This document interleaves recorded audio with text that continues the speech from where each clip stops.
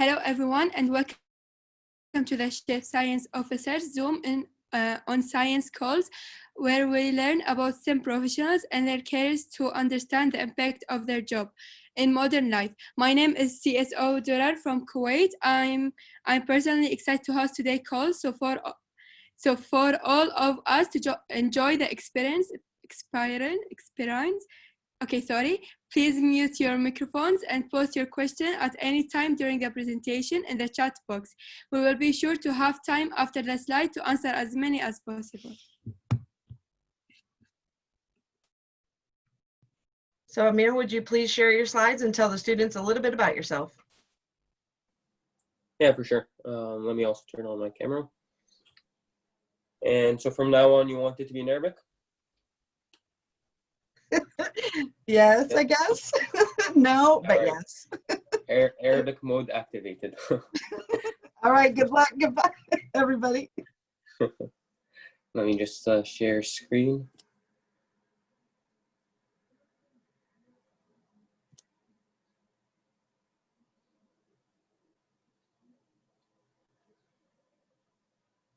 And can you all see my screen right now?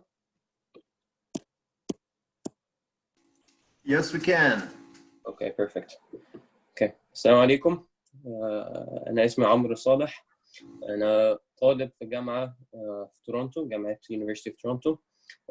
بدرس طب. أنا أساساً مصري بس مولود في السعودية، وحالياً عايش في تورونتو. اللي ما يعرفش الصورة الأخيرة دي صورة السي ان تاور، ده برج مشهور في تورونتو، ودي المدينة اللي أنا عايش فيها حالياً وبدرس فيها طب. والصورة اللي تحت على اليمين دي صورة المبنى في الجامعة اللي أنا بدرس فيها حالياً. بس أنا هاجرت، أنا اتولدت في السعودية زي ما بقول، بس أهلي مصريين، وعشت في السعودية 12 سنة، وهاجرت لكندا في 2008 وأنا عندي 12 سنة، ومن 2008 لحد دلوقتي عايش في مدينة جنب تورونتو، مدينة اسمها ميسيساجا، لكن دراستي وجامعتي في تورونتو. أنا قلت إن أنا ميديكال ستودنت، يعني بدرس طب، لكن أنا في الحقيقة أنا ليا كذا دور.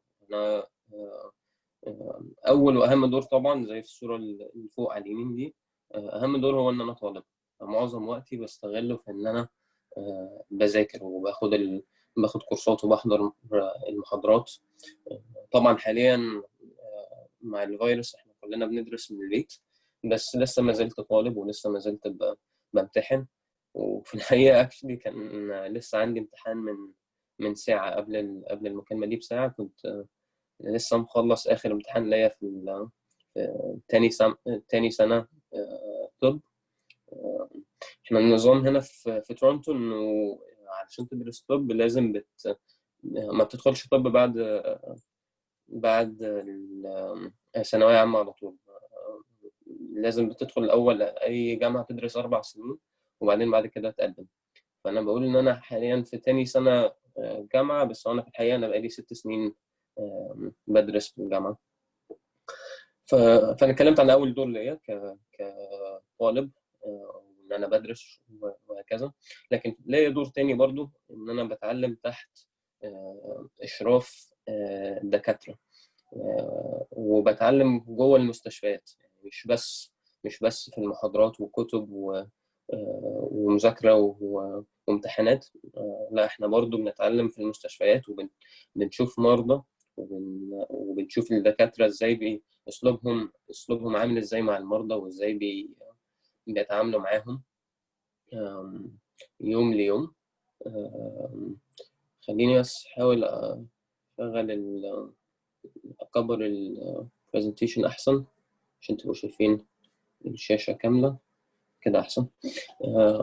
بس فاحنا عندنا حاجة اسمها clinical skills. احنا clinical skills يعني المواهب اللي ليها علاقة بالتعامل مع المرضى. فن التعامل مع المرضى، يعني ازاي تتكلم مع مريض ومن المريض تطلب حاجة اللي اسمها الهيستوري. معناها بالعربي يعني تاريخ، بس هو الحقيقة هو تاريخ المرض. يعني مثلا لو مريض جه يشتكي إن هو عنده ألم في صدره مثلا، نقعد نسأله أسئلة عشان نعرف إيه ممكن يكون سبب المرض ده. هل ده ممكن يكون مرض في القلب مثلا، أو هل في مشكلة في التنفس. فده فن التعامل مع المريض وإزاي نكشف عليه. وعشان كده حاطط صورة الستاتوسكوب، اللي هي السماعات اللي بنستعملها علشان نكشف على المريض. فدي حاجة من مميزات دراسة الطب، على الأقل في University of Toronto، إنه بندرس عن الأمراض وعن الأدوية وهكذا، ولكن في نفس الوقت برضه بنتعلم إزاي نتكلم مع المريض، وإزاي نحسسه باهتمامنا، وإزاي نكشف عليه وكده. أنا كده اتكلمت عن دورين ليا، دور كطالب وإن أنا بدرس لوحدي في الكتب والمحاضرات وكده، ودور تاني إن أنا بتعلم تحت إشراف الدكاترة. وفي دور تالت ليا برضه، بس ده مش ضروري إن كل طلبة طب يعملوه. أنا بتكلم عن دوري كباحث، researcher. أنا دوري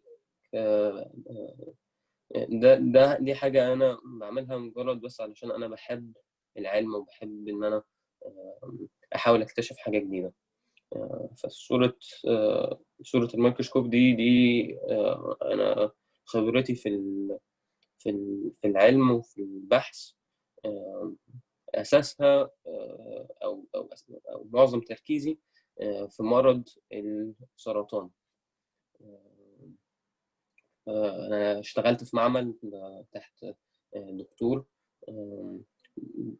في مجال عمل اسمه physician scientist يعني طبيب وفي نفس الوقت عالم. فأنا كنت بشتغل تحت إشراف physician scientist، بيقدر يشوف ناس عندهم أمراض السرطان، وفي نفس الوقت بيعمل أبحاث عنهم. فاشتغلت معاه لمدة 3 سنين لحد دلوقتي. حابب أكلمكم شوية كده. عارف إنه المحاضرة دي حاجة بس بدائية خالص، بس حبيت بس أديكم فكرة عن مجال البحث بتاعي. مرض السرطان أكيد معظمكم أو كلكم سمعتوا عن مرض السرطان، وممكن حتى تكونوا عارفين حد اتصاب بالمرض ده، أو ممكن يكون حتى توفى بسبب المرض. مرض السرطان ده احنا بقالنا كتير قوي كبشرية بنحاول نفهم أصله إيه وسببه إيه وعلاجه إيه.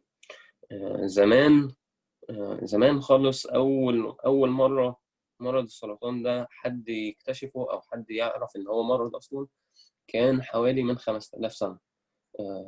واللي اكتشفه كان طبيب مصري من الفراعنة اسمه إمهوتب. وكان أول مرة يكتشفه، وكتب جنبه على طول إنه المرض ده إحنا لسه لحد دلوقتي مش عارفين له علاج. هو كان بيكتب على أمراض ويكتب جنبها علاج، لكن مرض السرطان بالذات ما كانش عارف يكتب له علاج. الكلام ده من 5000 سنة، وإحنا لحد دلوقتي للأسف برضه لسه مش عارفين نوصل لعلاج التام. يعني في وسائل ممكن نستعملها إن إحنا نحاول نعالج المرضى، بس للأسف كتير من الناس اللي عندهم سرطان بيتوفوا من المرض. فأنا قلت لكم قصة البشرية مع السرطان ممكن تكون بدأت من 5000 سنة في الدكتور إمهوتب ده، لكن إحنا عملنا إنجازات كتير في البحث عن المرض ده، وفي الآخر فهمنا إنه أصل المرض هو الخلايا. الخلايا اللي هي الأجزاء اللي بتكون الشخص. يعني أصغر جزء في الإنسان هو الخلايا. فالصور اللي أنا حاططها دي شكل الخلايا بتاعت السرطان. شكلها بيبقى مختلف عن شكل الخلايا العادية.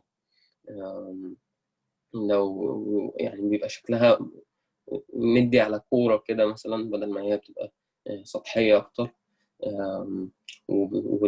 والخلايا بتبقى قريبة قوي من بعضها. وزي ما انتم شايفين في تاني صورة بيعملوا حاجة اسمها تومر أو ورم، والتومر ده بيقعد يكبر. هي مشكلة السرطان هي إن الخلايا دي بتقعد تكبر وتتكاثر من غير حدود، وفي الآخر ده ممكن ينتهي بوفاة حامل المرض ده. أنا مش عارف اللي بيسمعوا المحاضرة دي قد إيه عندهم خلفية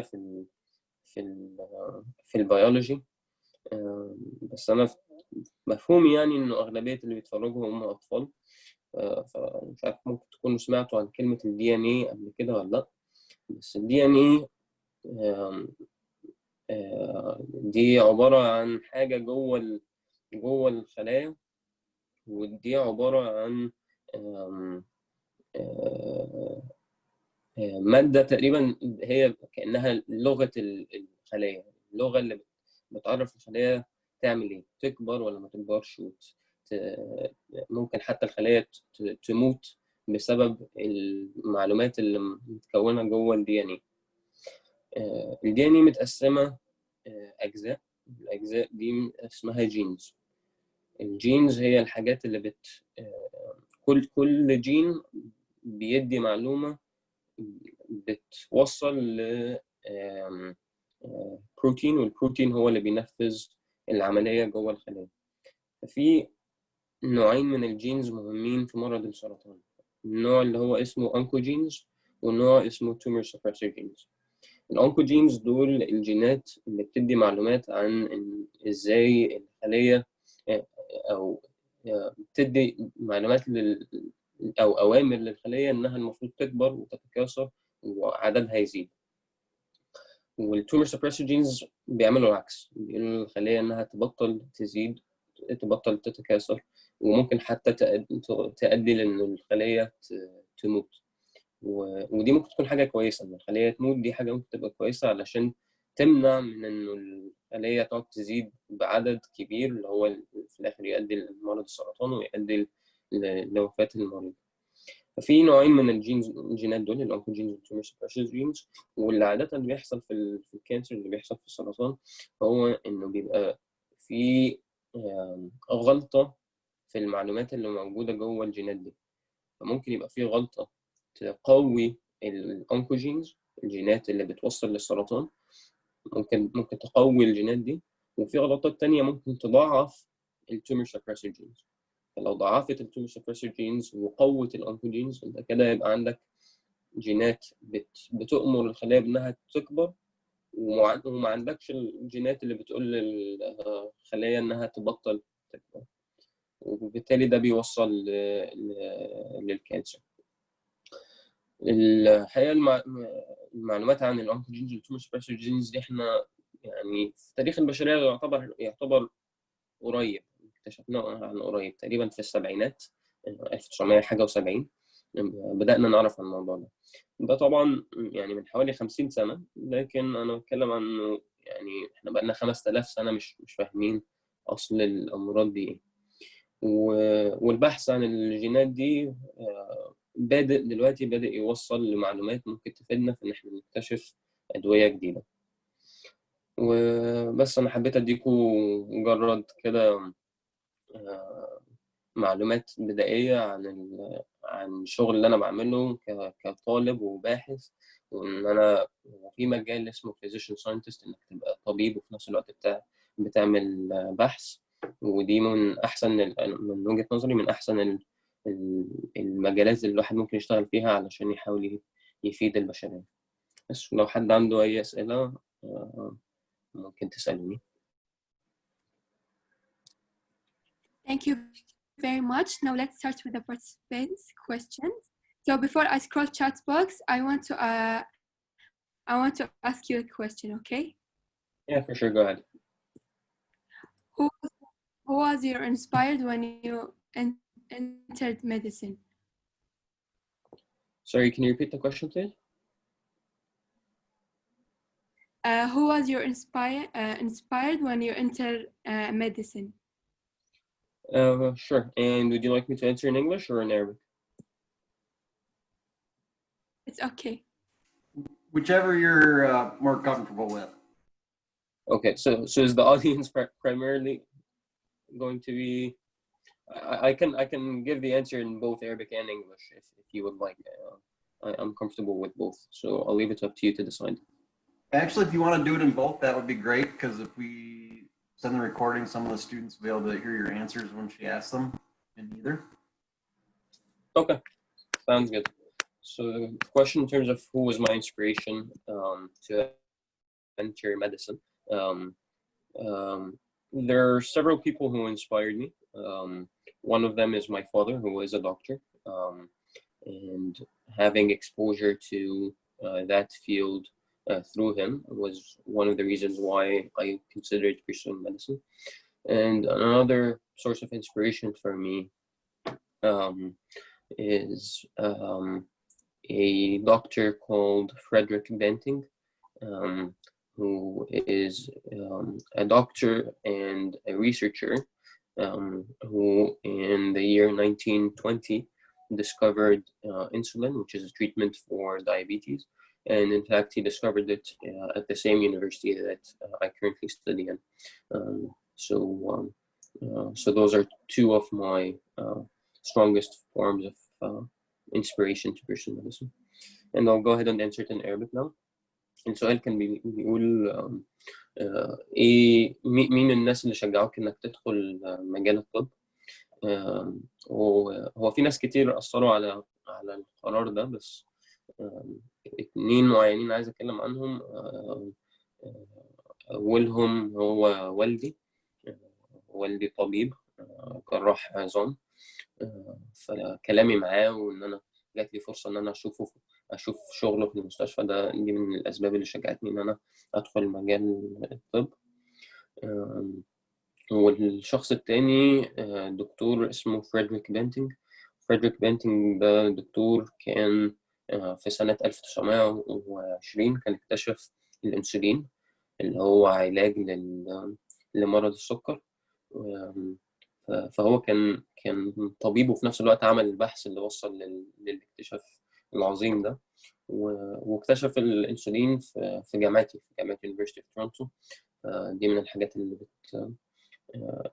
اللي انا بفتخر بيها، وكانت من الاسباب اللي شجعتني ان انا ادخل في مجال الطب ومجال البحث.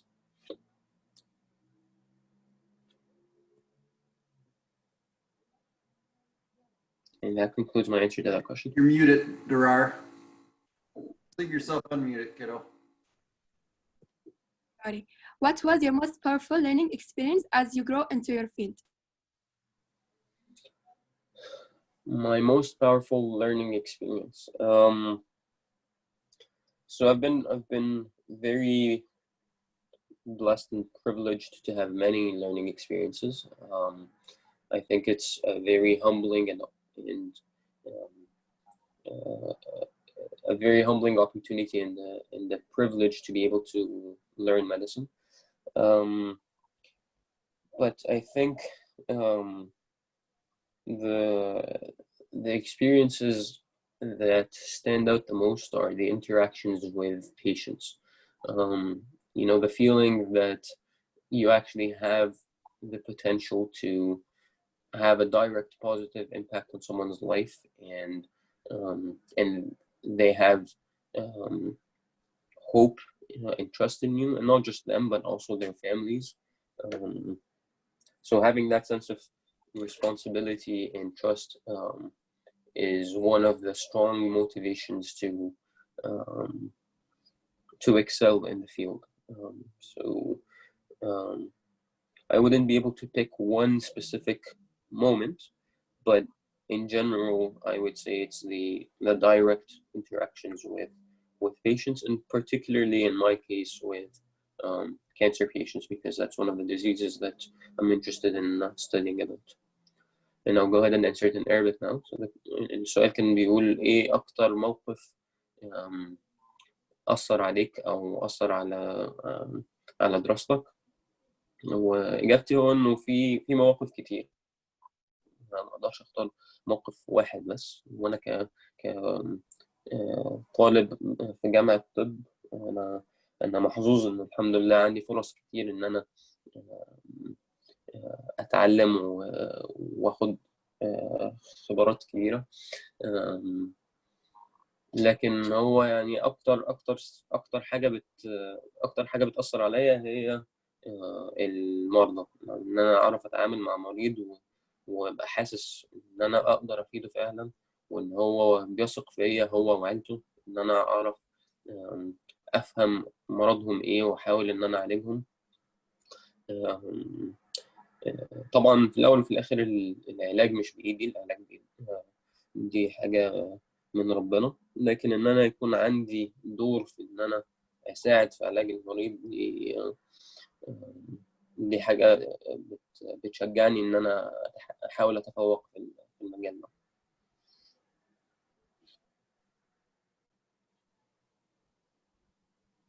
Thank you so much.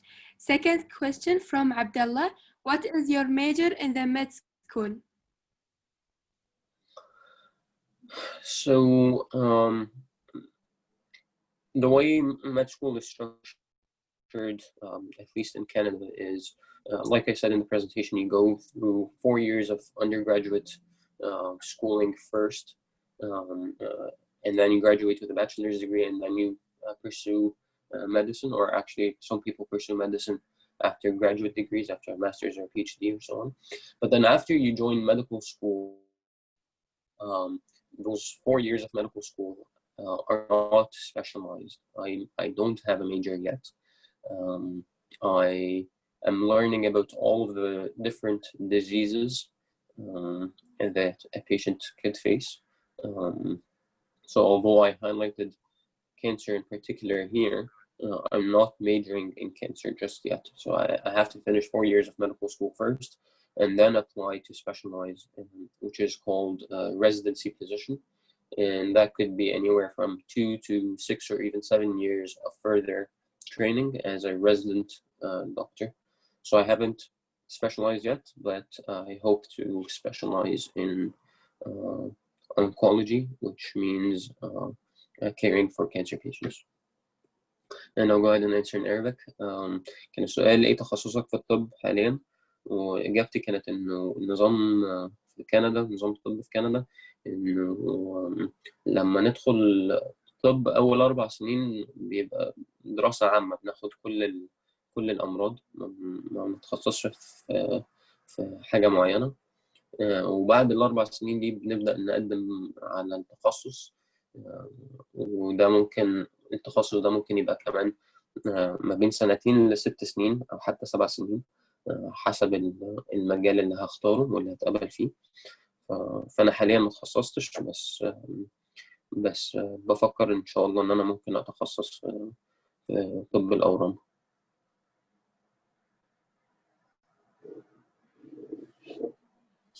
Inshallah. There is a question from Jake. What advice would you give your 14-year-old self? That's a very good question. What advice would I give my 14-year-old self? So 14. So I guess I was in grade 9 at the time. Let me think about that question for a bit, because I think it's an important question, and I'd like to be able to give a good answer. Yes, time.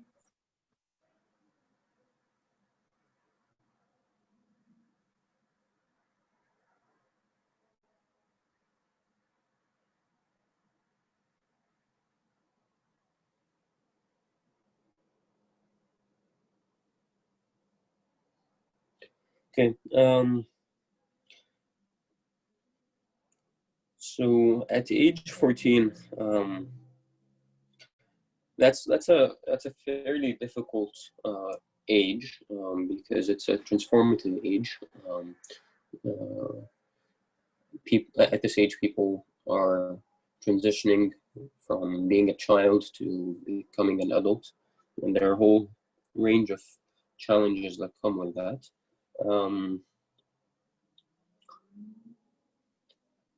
So the advice that I would give is, I guess it's a series of, or a set of tips. The first would be to spend a lot of time on reflection. I think a problem is that a lot of people go through life just following their normal routines and just following or going along with the flow of what happens. So take some time to stop and reflect and to think about what's important to you and what you value and what fields you might be interested in pursuing.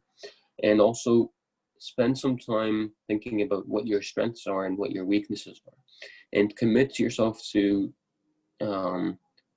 personal growth. And growth isn't something that happens in an hour or in a day or in a month or year. Even it's an ongoing process. It's something that you have to commit to, and that I still try to remind myself to commit to. And it's not easy to recognize where your weaknesses are and what you need to work on, but I think it's very important. So that's my first tip, to spend a lot of time in reflection. The second tip I would give you is to try to expose yourself to a range of different career paths. And although age 14 is fairly young, you don't necessarily have to immediately make a decision just yet as to what field you want to pursue your career in. But I find that the earlier you choose, the more you set yourself up to succeed in that field later on.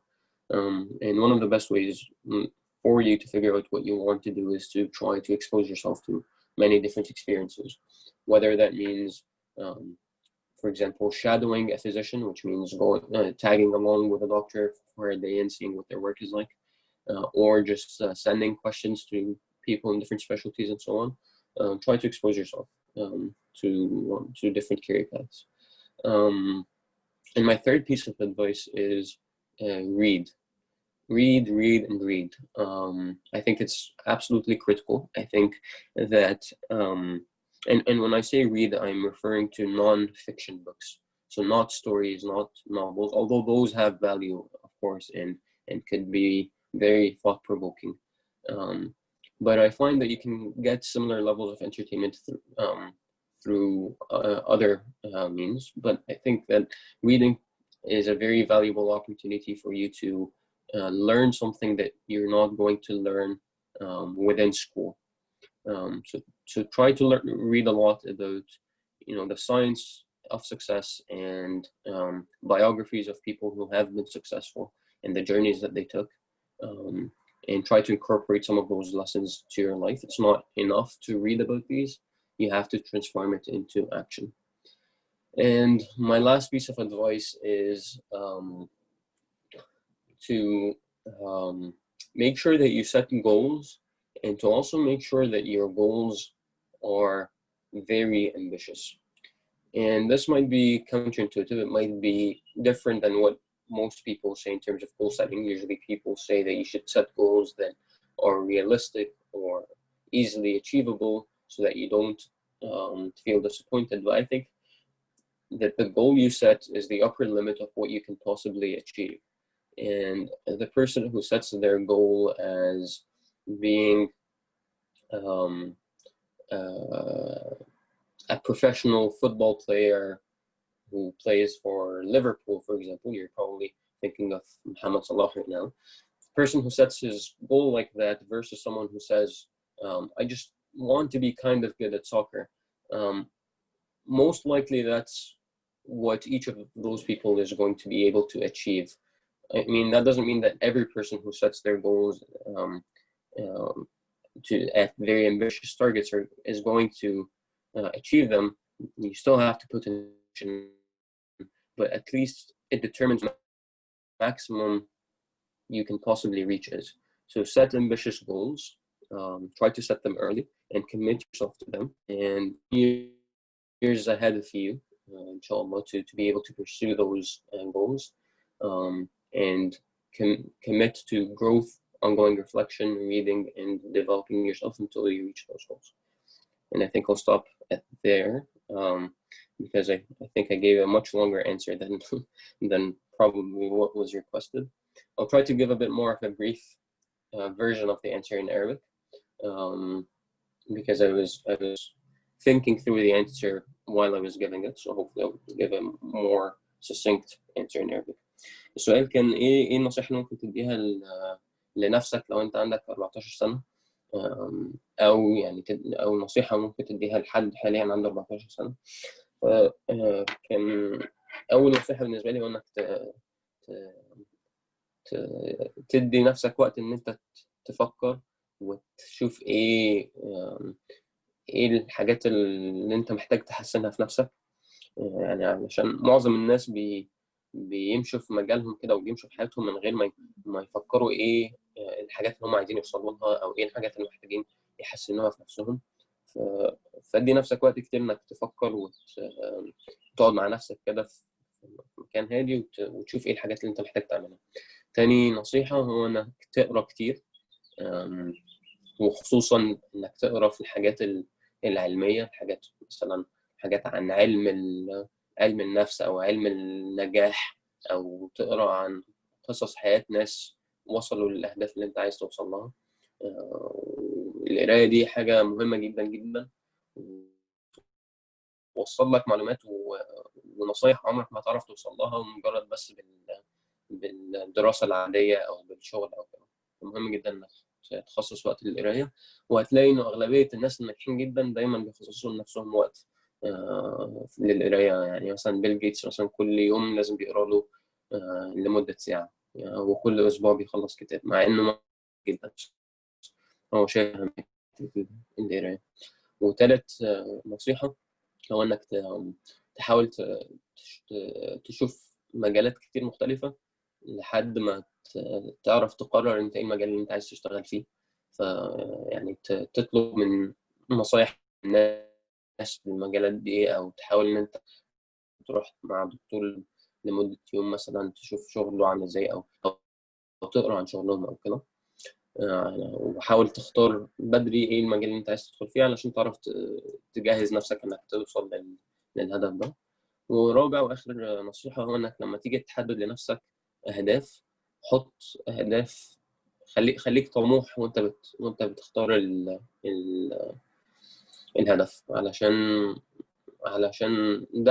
ده اقصى حاجة انت ممكن توصل لها.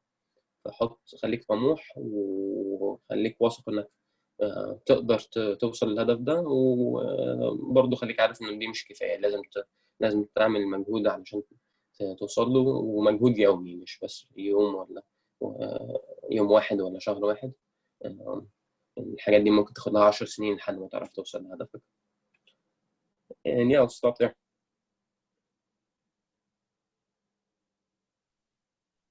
Thank you so much for the advice. Last question from Jake. How can the chief science officers work to inspire other students to get excited about science and STEM?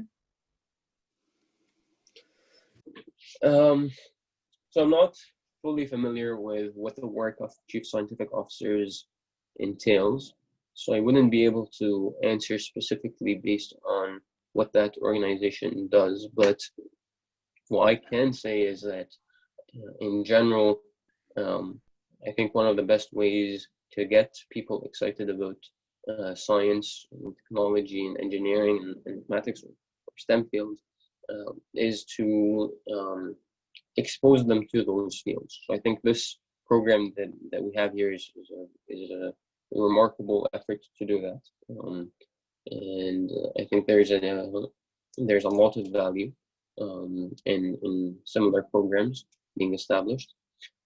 I also think it's important so not to just expose students to professionals working in those fields, but to also give them experiences in those fields. So in the future, when restrictions loosen up, and you can have field trips, for example, having a field trip that's organized with a hospital, for example, and so on. Sorry, does someone want to say something? Okay. to a I call. think I should. Any Sorry? question? Other question? There is any question for the CSO here? I would suggest, Gerard, that you let him know what CSO is. That way he understands the people he's talking to, because there's CSO by people's names and everything. And maybe we should tell him exactly what it is real quick, just so he knows who he's talking to. Okay. Okay. I'll talk with Arabic or English. Whichever you're most comfortable with, kiddo. الله يسلمك. CSO هو برنامج هو شيف ساينس أوفيسر مدير على العلوم التنفيذيون من سادس تقريبا ل 12 يتكلم عن العلوم وشو يعني عن التواصل ويعلم الطلبة عن STEM ويعني STEM شنو include STEM وهالأشياء يعني تقريبا بس I'm so يعني nervous so I'm sorry. لا عادي مفيش مشكلة. أنا فاهم يعني كان عندي خلفية يعني هو عبارة عن إيه بس أقصد إن أنا ما عنديش خبرة معاهم قبل كده يعني ده كان اللي أنا قصدي أقوله. بس أنا فهمت أنت قصدك تقول إيه. So Any other there is questions? any question? Yes,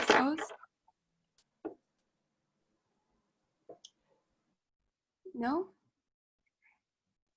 Thank you very much for your participation today. Before we close this call, what advice would you give to us as young leaders for our future? I think for the most part, most of the advice that I gave in my previous answer and I think maybe the only difference, can you still hear me okay? Yeah. Okay. The only is that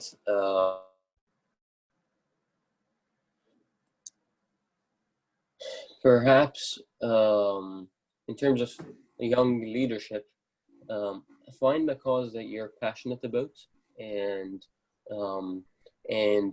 try to think of an idea that could have a positive impact on people's lives, and don't underestimate yourselves or the power of young leaders. And try to find a group of people who share your passion and get to work. You know, talk to each other about what you're able to do and try to motivate each other. But yeah, make sure that you first and foremost find the cause that you're passionate about, and then believe in yourself and in your friends and your ability to have a true impact. And then going back to my advice in terms of there's a lot of advice on leadership that's written about by people who are much more credible than me to talk about the topic. And there are biographies of some of the world's most remarkable leaders, and even history's most remarkable leaders, people who have already had their mark on the world and died. So yeah, read, find some lessons from those leaders and find a cause that you're passionate about and then get to work. وبالعربي كان السؤال ايه النصائح اللي ممكن تديها لنا لو لحد للأطفال اللي عايزين يشتغلوا في مجال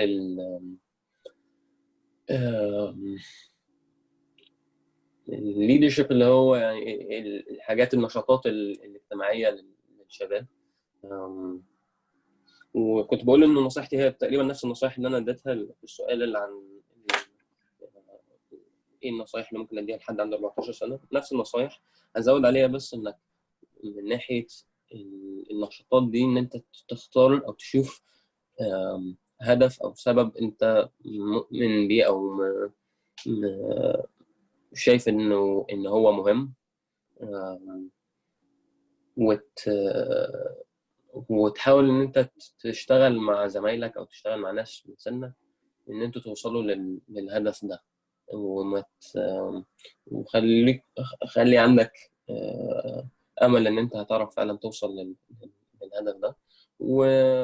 وبرضه حاول ان انت تقرا في مجال الليدرشيب، تقرا تشوف ايه النصايح الموجوده عن الموضوع ده، علشان في ناس يستاهلوا اكتر بكتير جدا مني ان هم يدوا نصايح في المجال ده. وفي يعني رؤساء مثلا ناجحين كتبوا عن انجازاتهم وازاي وصلوا لانجازاتهم. هتلاقي كتب كتير عن الموضوع ده، فاقرا وتعلم وشوف ايه الحاجات اللي ممكن تستعملها في مجالك، واختار المجال اللي انت عايز تشتغل فيه اصلا، وظبط كده مجموعة من الناس اللي انت عايز تشتغل معاهم، وابدأوا اشتغلوا وافضلوا اشتغلوا لحد ما توصلوا لهدفكم.